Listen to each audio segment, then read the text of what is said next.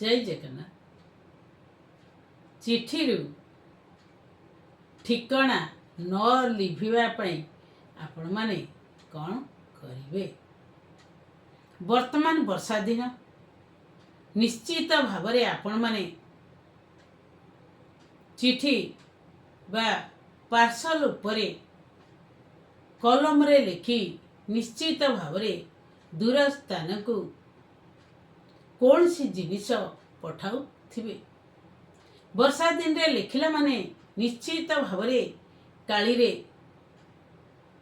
वर्षा पानी पड़ी पार्सल लिभि जाए।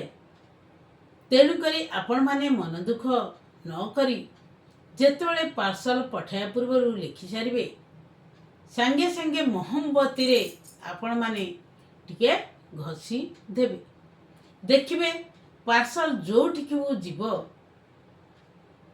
जो काली रे लिखिथिबा दाग बा आमर लेखाटी आदो लिभिब नाही।